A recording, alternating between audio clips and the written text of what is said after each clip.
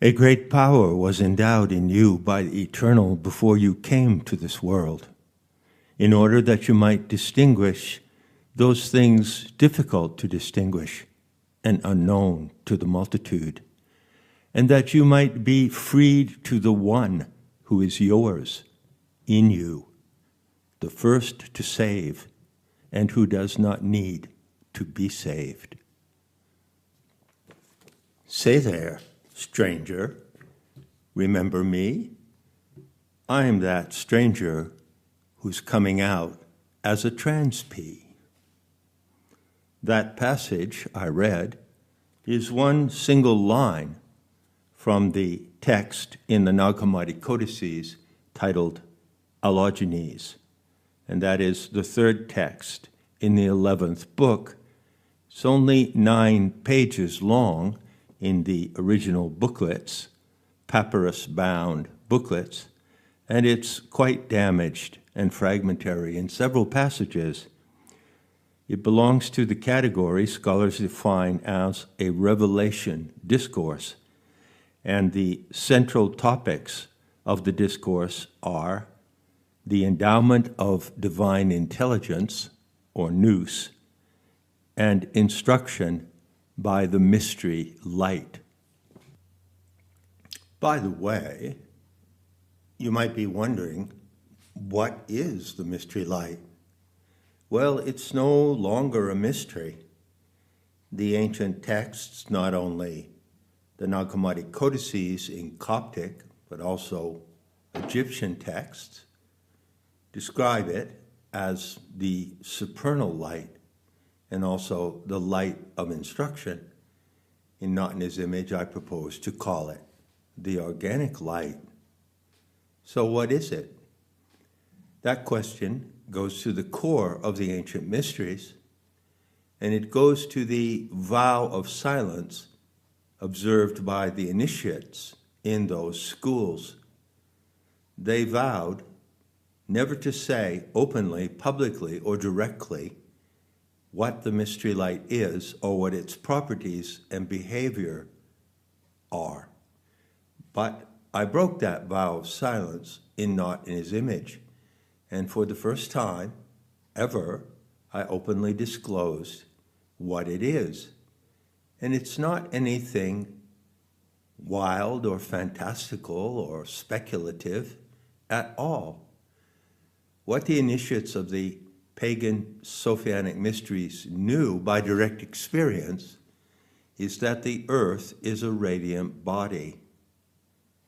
The earth radiates light, and that light is white, and it is material or substantial. It is the epiphany of the white goddess. And so, Allogenes is a revelation discourse.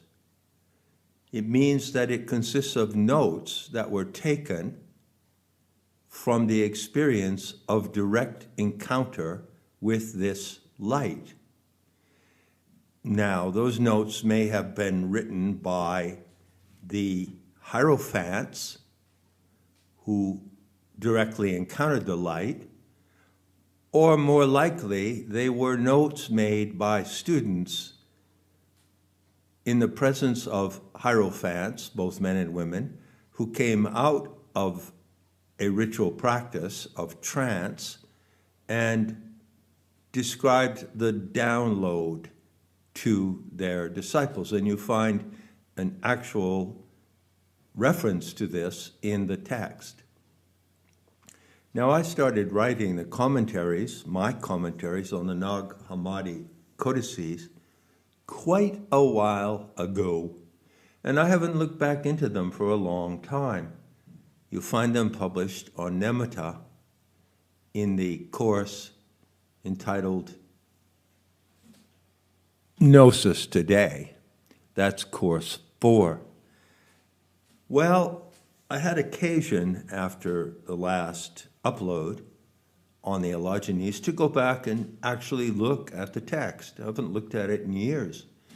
And it occurred to me that I might share it with you, if I could use an old Californian idiom from the 60s. I do so, however, with some reticence.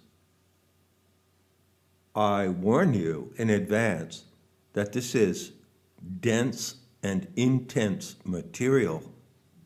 I have argued, and not in his image, that the religious scholars and experts in the Coptic language and other languages such as Greek and Egyptian, do not really have the capacity to translate these texts. Why? Well, if they haven't themselves experienced what the texts are talking about, how reliable can their translation be? So I've made my own amateurish attempt at translating these documents, or maybe it's not so amateurish. Am I an authoritative scholar on this material? It's up to you to say. I will remind you, however, of the central message of a book that was really popular in the 60s. It was called The Structure of Scientific Revolutions by Thomas Kuhn. And in that book, Kuhn said that history shows that the great breakthroughs and shifts of paradigm and theory and experimentation in science always come from outsiders. So with that being said, I will read 7 short paragraphs from my commentary on the Allogenes, which, if you print it out, only comes to about 2 3/4 pages of text. Paragraph 1. Allogenes presents 5 revelations of a female revealer, Yeul, who might be compared to a Tibetan Dakini or tutelary spirit.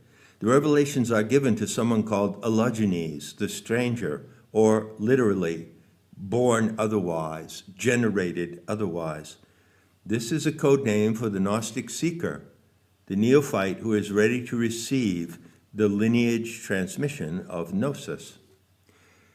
2. After some fragmentary lines comes a rich flood of mystical language describing the reality, quote, prior to perfection and to every divinity, unquote, and explaining the ultimate one, in capitals, by what it is not.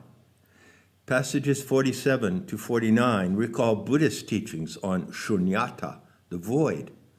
Both life and mind, vitality and mentality, come from the originator. Also, the term, that which is, recalls the Tathagata of Buddhism. In passage 50, Allogenes speaks to Mesos, his son, in other words, a lineage student, confessing his reticence to reveal such matters. Quote, I fear that my teaching may have become something beyond what is fitting, end quote. Well, I can certainly relate to that. Then comes the long sentence that I read at the beginning of this recording. My comment on that passage runs like this. Gnosis is the knowledge that saves. Given the inborn endowment of nous, which originates in a cosmic superhuman source, humans do not need to be saved by superhuman intervention. The saving power is nous, our dose of divine intelligence. This dose is a capacity to be developed, not an entity to be worshipped. Nous is not even an intrapsychic divine entity, the self, the higher self, the divine self, or whatever. It is the innate intelligence of the human species. To project that intelligence into an extra-human figure of the Messiah or Savior is totally wrong on Gnostic terms. To look for or expect salvation from without is to deny the inner endowment. Faith in the power of super-earthly intervention to change the human condition impedes our capacity to develop our innate human potential.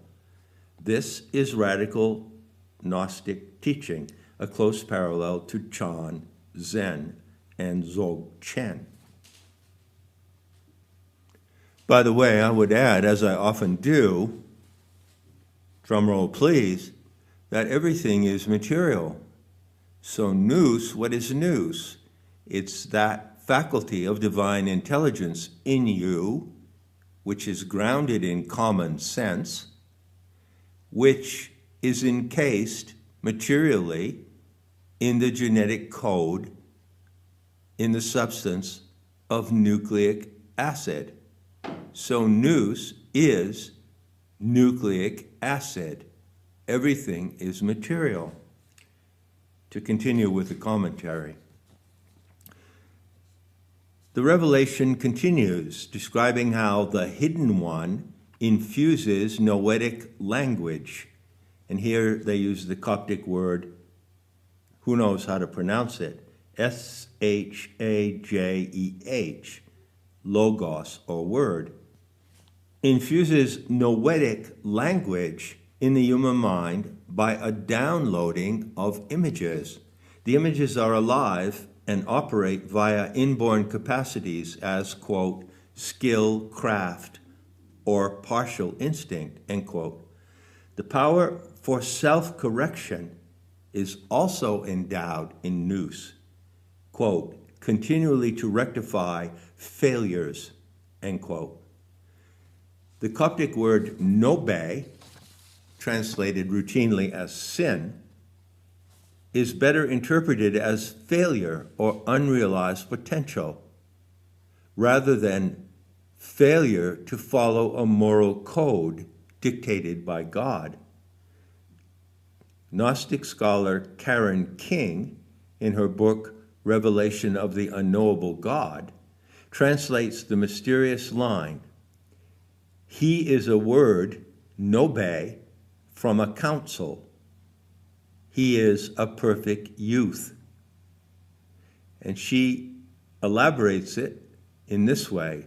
This perfect youth is a word deriving from a design, end quote. You get an idea of how obscure and difficult the translation of these materials can be, especially if you haven't had the experience they are describing. So this line again uses shage to mean design or intentional language. Here is the mystery school source of the divine child, or iachos, in the Eleusinian mysteries. The youth is a perpetual capacity for renewal, seeing the world as a child does, in an ever-fresh way, seeing it as a child sees the world before conditioning takes control of the innate intelligence of the child's mind. Clear enough? So where Karen King translates, quote, "This perfect youth is a word deriving from a design," end quote, I translate, "This perpetual youthfulness is an expression of our design," end quote. Moving on, if you can stand it and stay with me at 14 minutes, passage 52 opens with an expression of deification. Look at that word very cautiously and critically. "And I turned inward toward myself alone. I perceived the light that surrounds me and the good that is in me. I became divine." Well, not exactly. I have argued that the experience of the mysteries involves a condition of ego death. And when you experience ego death, you enter a state of consciousness where you are directly and immediately in the presence of the divine. But you yourself, as an entity, as a witness, do not become divine. That is a misleading and misdirecting interpretation. So you could translate this last line, I became divine, perhaps better in this way. I became capable of divination. Divination being that heightened state of perception the initiate experiences in the presence of the white goddess. Moving on to the next paragraph in my commentary. When you comprehend the mystery light, it also comprehends you. Revelation, the stream of higher knowing, comes in silence and serenity. Allogenes here dwells on seeking and withdrawal, standing or holding steady in the light.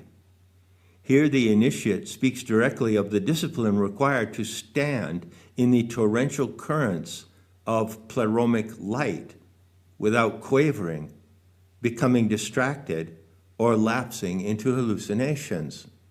Quote, and when you become still and standing in that perfect place, you are ultimately still. And according to the patterns you behold, indwelling you, you see the way all things are patterned. End quote. The teacher patiently explains that there is a primary revelation with direct reception to the organic light, and then a reflected revelation. And this is the download. So I use that IT term, download, to describe what the hierophants in the mysteries experienced by their encounter with the organic light, which they called the light of instruction. And the method, secret method of the mysteries was to take instruction directly from that divine presence, manifesting in that unique and incomparable white, material, substantial radiance. By the way, the organic light does not radiate through space like the light we are all familiar with within the atmosphere of the earth. It does not radiate at all, and it is not flashing or brilliant in any way. It is soft. It has the texture, the actual texture of marshmallow, and it is subtle. It does not come over you externally and overwhelm you with some wave of flashing brilliance. The organic light emerges from matter, and all matter floats in the organic light, in the radiant plasmic body of the earth. Got that? Continuing. I will only read 2 more passages. Let's see. Here we go. There follows another passage in negative theology, describing ultimate reality by what it is not. Gnostic schools still flourished in the Near East around 150 CE, contemporary with Nalanda University in India. The Buddhist philosopher Nagarjuna, whose dates are disputed, probably lived at this time. His system, the Madhyamaka, is full of such negations. In Allogenes and elsewhere, NHC language exhibits many traits of the middle way dialectic of Buddhism. The high probability of Buddhist Gnostic cross-fertilization is admitted by several Buddhist scholars, such as Snellgrove, but ignored by Christian specialists who only take interest in how Gnostic literature relates to Christianity. Finally, last paragraph of my commentary. Allogenes concludes with a command to conceal the text in a mountain where it will be guarded by benevolent demons. a direct parallel to the concealment of a terma, or hidden treasure, in Nyingma Buddhism. Terma teachings cannot be lost because they are concealed in natural elements as well as in the mind until the appropriate moment for them to be discovered by the appropriate person. Philip K. Dick's Gnostic plasmate, that's his term, plasmate, is a terma-like source of indelible secret instruction. Dick would have certainly found in Allogenes much to compare to his 3-hour download in March of 1974. Conclusion. So in case you don't know about that, Philip K. Dick, perhaps the most famous science fiction writer in the world, explained that he had a download in March of 1974, some kind of mystical experience that you might roughly compare to the download in the ancient Sophianic mysteries. And as a matter of fact, the result of this download was his trilogy called Valis, which I believe stands for Vast, Alive, Living, Intelligent System, Valis. And in those 3 books of the Valis trilogy, he actually cites material from certain Nag Hammadi texts, specifically concerning the Gnostic teaching that the creator God of Judeo-Christianity and Islam is a demented alien freak. And I would point out, as I have so often done, that popular gurus and expert scholars in Gnosticism misrepresent what the Gnostics taught by claiming that the Gnostics believed that this satanic alien freak demiurge entity actually created the material world. But that is not what they said. Look at the source materials. Why isn't anyone else looking at the source materials like I do? The source materials say that El Dabaoth, aka Jehovah, Allah, whatever you want to call him, is a pretender. He pretends to be the creator of the material world. He is delusional. He believes himself to be the creator of the material world, but he is not. And Gnostic writings, which I have developed at length, show that the initiates of the Sophianic mysteries knew that the material world of nature is an epiphany of the white goddess. It is not a product. It is not a prison matrix or prison planet created by a satanic deity. How many times do I have to explain this before somebody gets it? So there you go. I took this occasion to, at the risk of totally boring you stupid, to give you a glimpse of what these Gnostic Coptic materials are like. And I haven't delved back into them myself for a long time. It's many years since I wrote these commentaries. They're not complete yet. I selected out of the 52 documents in the Nag Hammadi Codices, I think I selected 32. And so far I've done commentaries on, 20 of them or something like that. It's a big job. It's a very difficult job. And yet it's satisfying to me. And so I'm happy and content and grateful to be able to describe to you what it is to delve into these obscure texts from the ancient mysteries. Enough said. And I'll be seeing you around the corner with a little more chit-chat about the Allogenes and the mutation of A11. Meanwhile, remember to pull up your pajamas But don't pull them up too tight, and don't bind them in a knot in your crotch, because sexual discomfort can seriously impair your capacity for clear thinking.